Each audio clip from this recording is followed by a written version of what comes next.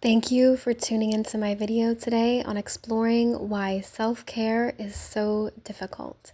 My name is Megan Elena, and I'm a certified spiritual life coach dedicated to your transformation. Thank you so much for being here, and I hope you enjoy this video.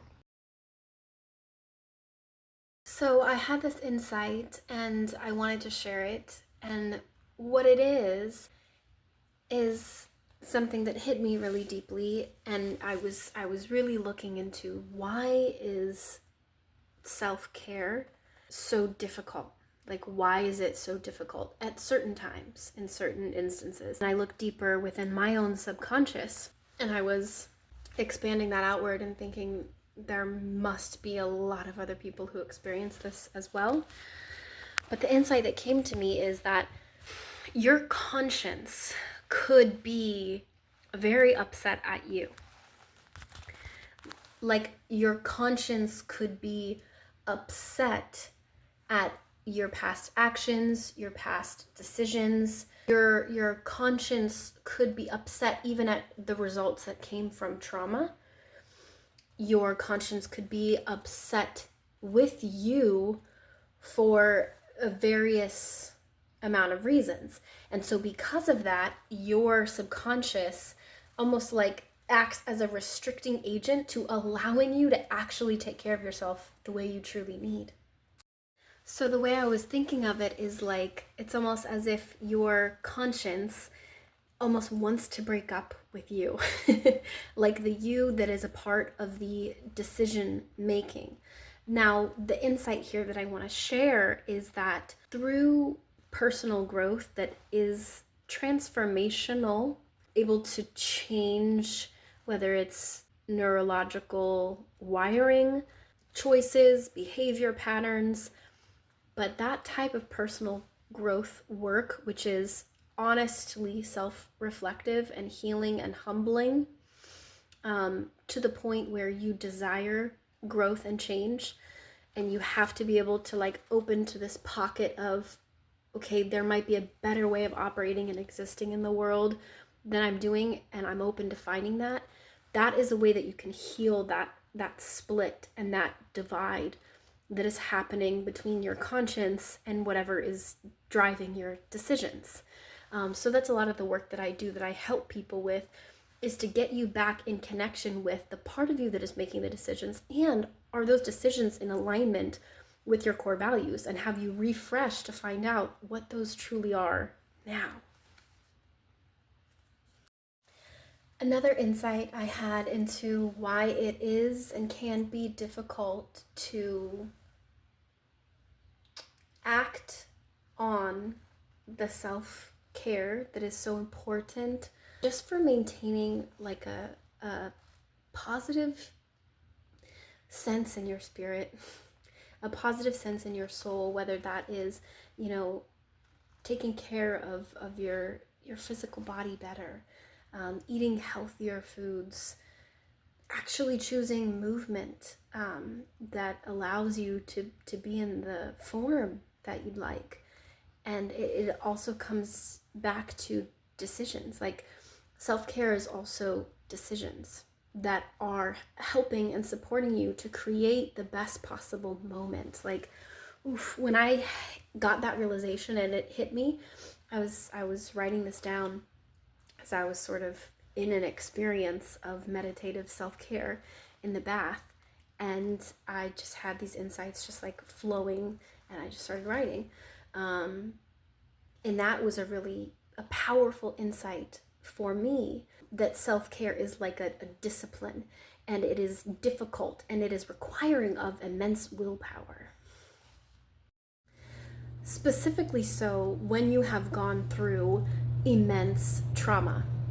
And that immense trauma can look a myriad of different ways.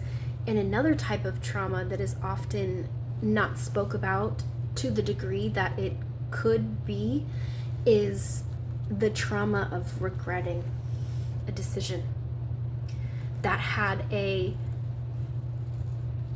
just irrevocable explosion on your life. And maybe that decision came influenced by substances that were not helpful to you, but now you can't change that decision. Maybe that decision came from good intention, but it was just completely ill-founded. Maybe you let go of someone you truly loved, and then you had to live in the wake of that heartbreak every day for the rest of your life. When you're reaching for someone and they're not there, it's like you're drowning and you're reaching for water, but somebody just keeps shoving you back under. Like, that's the experience of regretting a decision that you can't change, that you really wish you could change. That feeling makes it incredibly hard to choose into self-care. So alternatively, maybe your past is something you feel really bad about. Maybe your past is something you have a lot of shame about. And so all of those feelings together can be this ginormous hindrance to you feeling just the inspiration to make a cup of tea. Like, you feel what I'm saying? That whatever those traumas or hindrances are, whether it's that something happened to you that has harmed you and wronged you and just really, I almost would say, like, dismantled the elegance and beauty of your spirit, like demoralized the structure, of how you operate, like something so traumatic like that, right? All of those feelings, the part of you that wants to take care of you can just like shut off, because it doesn't want to face that every single day. It doesn't want to live with that story every single day. So it almost would rather like retract and not support the well-being of you, because it makes it not as real, which is a strange insight. And also your subconscious not wanting to take care of you, i.e. not giving you the motivation or the energy to make the healthy decisions, make the healthy choices, is also a form of punishment. It's a way to punish yourself for those things. And so if you notice yourself, whether it's putting off tasks that you should be doing, or not eating in the way that you truly want to be eating, or you're withholding yourself from experiencing genuinely nourishing relationships out of whatever reason is prohibiting you from that. I'm going to pause for just a second to get back on my train of thought. Yeah, that it is a form of punishing yourself, and it's like not choosing you. Your conscience is not choosing you, but then that is the invitation, that's the opportunity to do the work so that you can become the version of you that your conscience wants to take care of. And that's the beautiful opportunity for healing here. So that's the exploratory work of mindset, spirit, conscience that I do, and what I do internally for myself, and then how I offer clients to, I want to say, not rewrite, but it's almost like rework.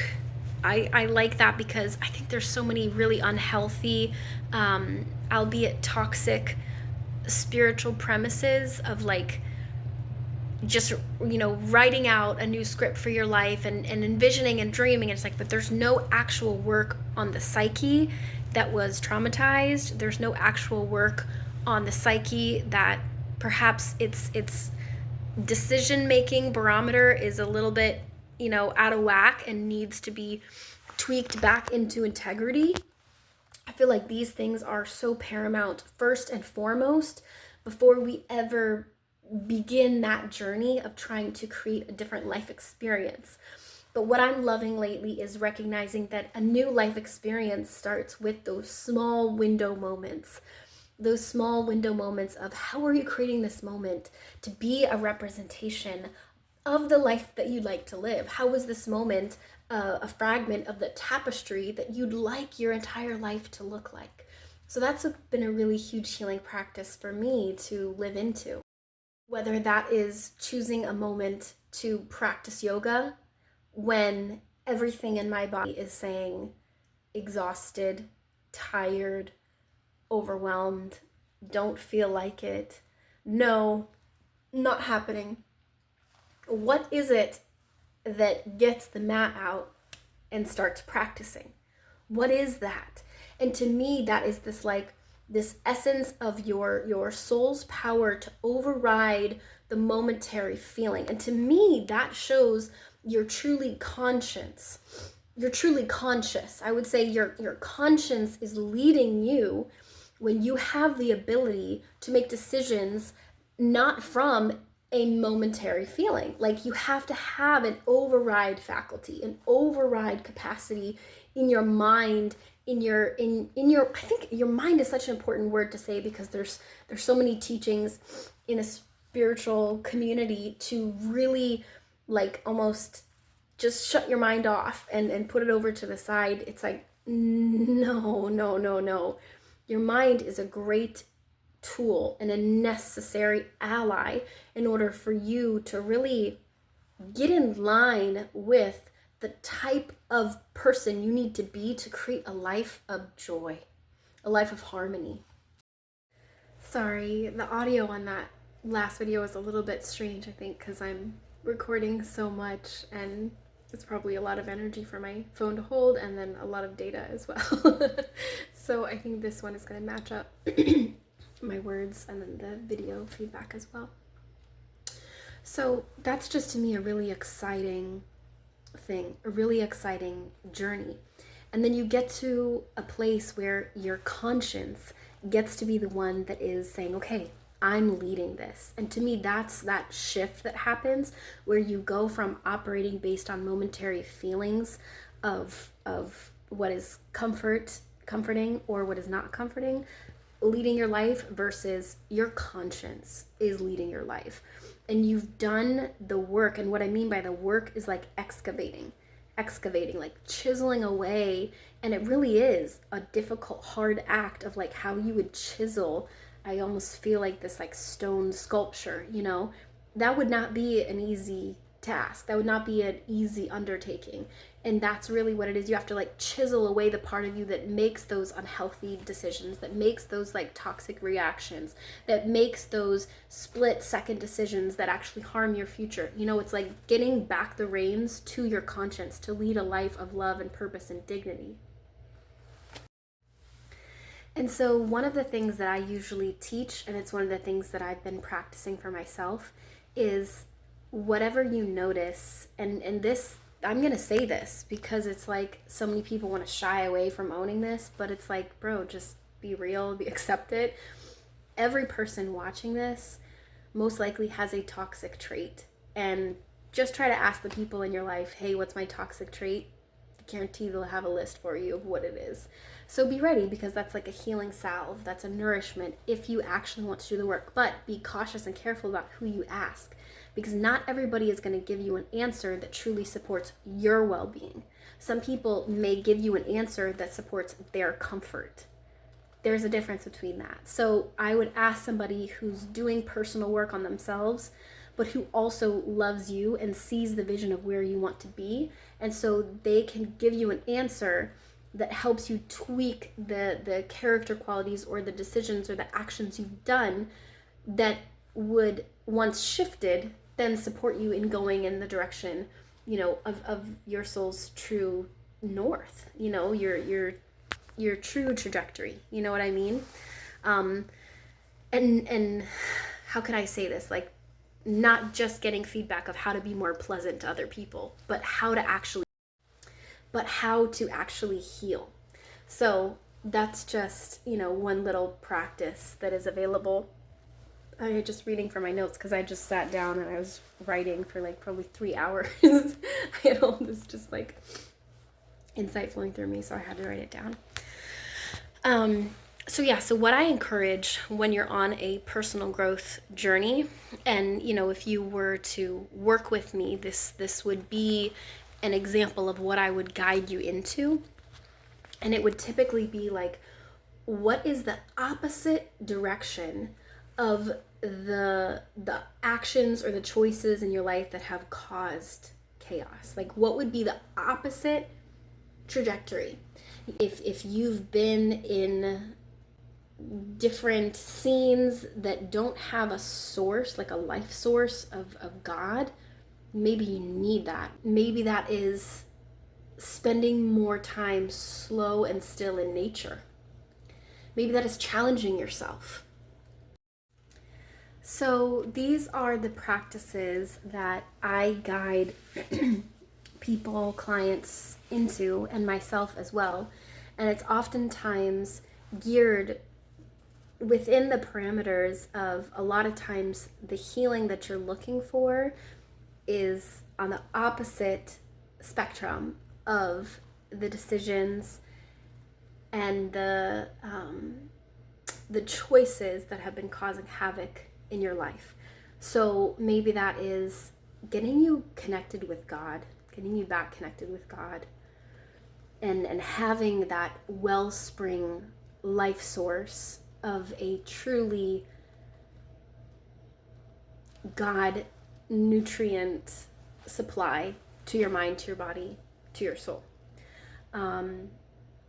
It's very healing, very humbling, very like dismantling of what isn't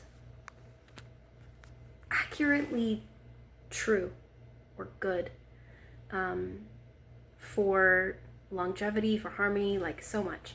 Maybe it's building a dedicated practice of martial arts. Maybe it's building a dedicated practice of yoga.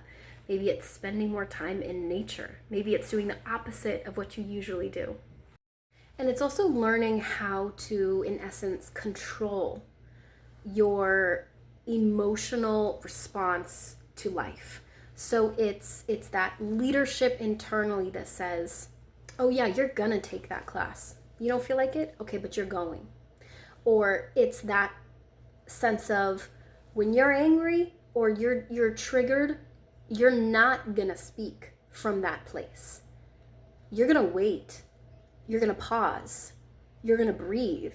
You're gonna employ a mindset tool, a mindset tactic that allows you to access a higher perspective of thought, so you can actually truly reach harmony and healing, homeostasis in this moment with a person that you say you care about, or that you want to create, more rapport with, or more harmonious relationships with, right? So it's like, that's all a part of activating your conscience. Is your conscience, I don't want to say it's devoid of emotion, because your emotions can kind of give you insight into where your conscience is, but your conscience is like an elevated state above that. So your conscience can override emotions to help you do the right thing, to help you do the difficult thing that is in line with your values and your integrity. So anyway, I just felt really called to share this insight, this teaching. It's been a long time since I made a teaching video, so bear with me if my words are flowing more like a brook rather than a waterfall. But sometimes that can be nice for people to have the space to process what I'm saying. So yeah, I just wanted to be brave and show my courage to express a teaching that has been really alive for me, and pouring through me. As I said, writing for hours about this. So, and it was just important for me to talk about this topic, because I think it's really important, not only when it comes to the context and framework of each individual person creating or fostering the habits and skill sets and abilities that support them in having a really harmonious, nourishing life, but then also, at the same token, when more and more people start employing these skills and these abilities and these tactics, it creates a general, widespread sense of harmony that can reach worldwide, because it's accessible to everyone. So this is the work I love doing. This is the work that fuels my spirit, fuels my heart. This is my purpose. This is my calling. I love excavating this awareness. And also, what it gets down to as well is like when you get humble and honest with yourself, I truly believe it builds empathy and compassion, because then you have a million times less judgment for other people, because you understand that most of the time actions or choices are coming from an unconscious place.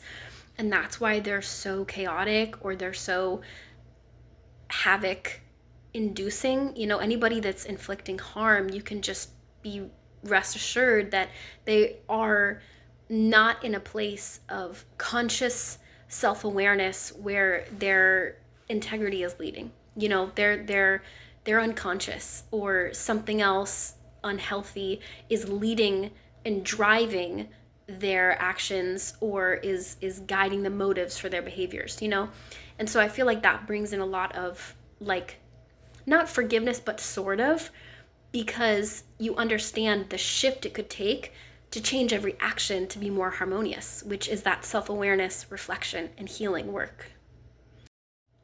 So if you feel inspired by this video, by this talk, by this teaching, to work with me on your personal growth journey, and I will say, it's not going to be a breezy, easy process. Like, one of the things I always ask my clients before we begin is like, do I have your permission to challenge you?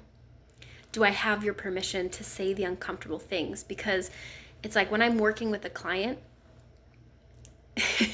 and I feel the people, my friends that are very close to me will probably say this and reflect this back to me as well, but I sometimes can view like people as like, Swiss cheese is the one that has the holes in it, right?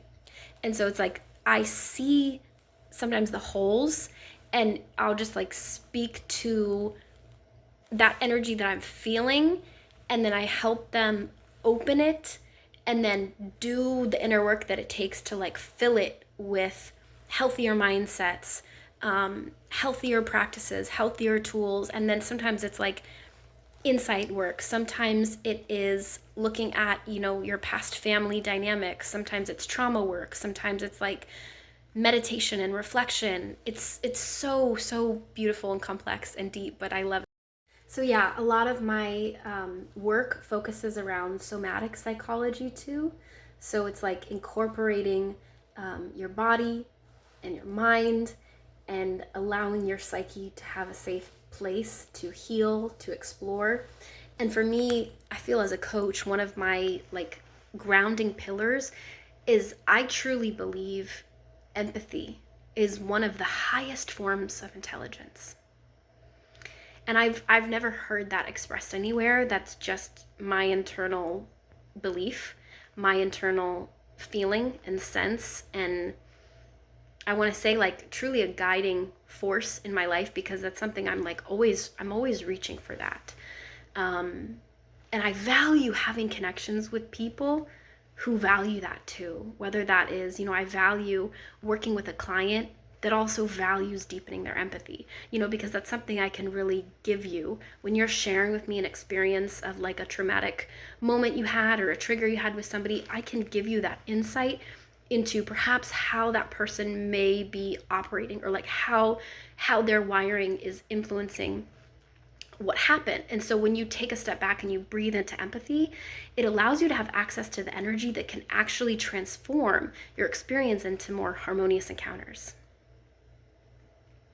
So that's what I really love. That's what I'm super passionate about. I offer a lot of coaching opportunities with me.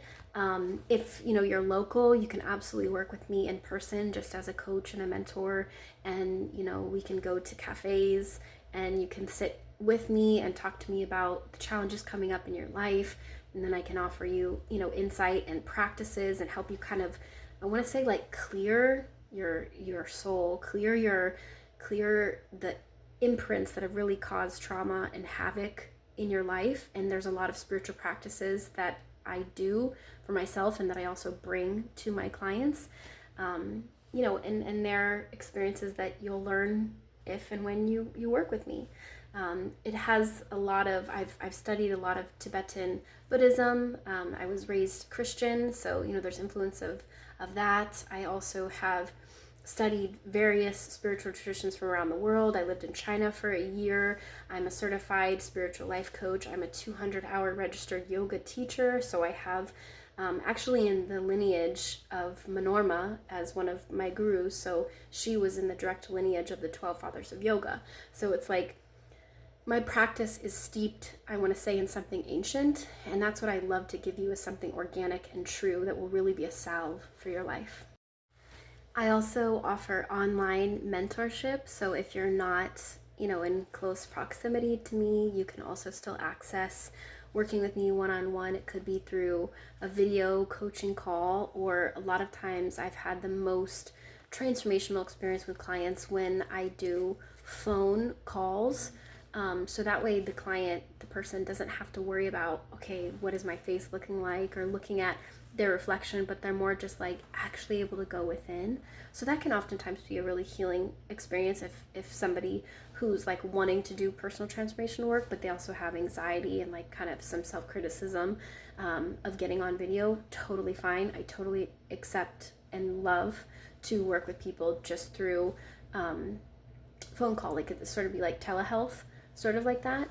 But this type of coaching, it's different than counseling, because I'm not just going to be hearing your problem.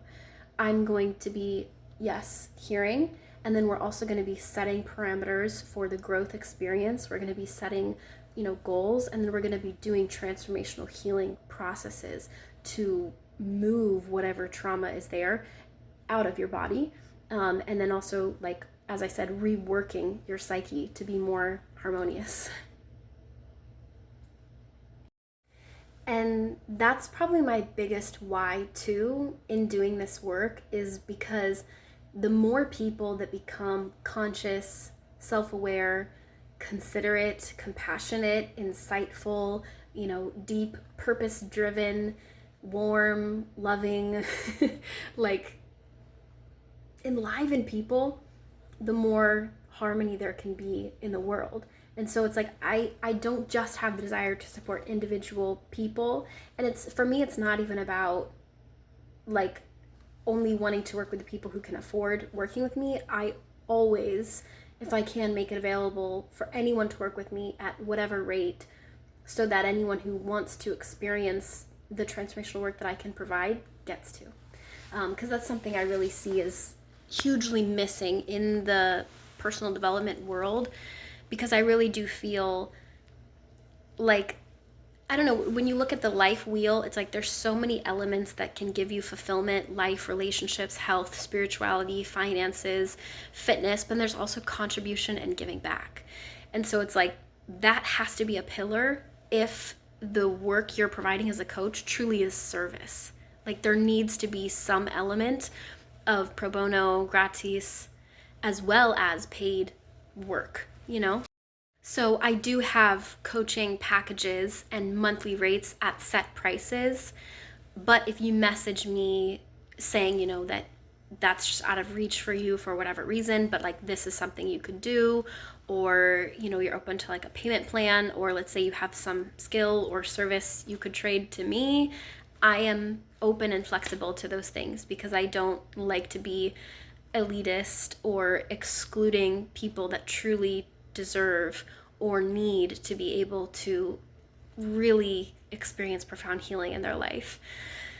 So yeah, I will just also throw in there that another practice I super, super love is authentic relating. Those are classes and workshops you can find all over the country, and they're free. So, if you're kind of like, what is her work like? That is like a taste. That's like a toe dip into it. I focus a lot on helping you have the most authentic life experience possible. And then from there, what good are you going to give out to the world? Like that's really the greater motivation, the greater purpose, so that you can be an agent of I would say positive healing in the world, is the ultimate goal, right? And one last insight I will leave you with before I close this little stream is there was an insight that was recently just shared that I saw about how, in the ancient days, kings and very, just high profile men often had female women mentors. And these were women who had the ability to see from different perspectives, who were able to see like the string that connected things, who were able to see, oh, if you make this one tiny shift, you might be able to have more success in your relationship. Okay, if you make this one adjustment, you might be able to complete those tasks that you want to complete. Oh, if you had this empathy realization, you might be able to put forth more warmth in your life experience and in the way you relate to people in the world. And if you had this personal growth practice, you might be able to create a legacy of more purpose and more contribution and more harmony and well-being in the world, in the service and the work that you do. So my work is not just for women. I also coach men. I love coaching young people all the way to 70 plus. Like, I truly have a love and desire to serve people and their well-being journey. So if you want to work with me for any of these reasons, you want some nourishment for your soul, you want to explore your growth journey, what that looks like, you want to bring more integrity into your life, whatever again that looks like for you, you want some accountability in your spiritual growth journey, you want to really catapult your purpose in the world, you want to focus on healing trauma, you want to create the best relationship possible, like whatever it is, and I can support you or serve you or help you in any way, just send me a message and we can see if working together would be a good fit. And I have like a little survey questionnaire to kind of just see if my specific style of coaching is going to be what you need. And then I offer a lot of opportunities and packages. So it's like you could do a 1-month coaching session, you could do a 3-month coaching package is what I usually recommend, because I feel then we can do the deepest amount of work together. Then there's also spotlight coaching, which is just 1 hour and you can kind of have it whenever you need. So there's like discounted rates for that. But yeah, I'm so excited to work with you and get to know you more and support you on this journey. So thank you, and I hope you have an amazing day.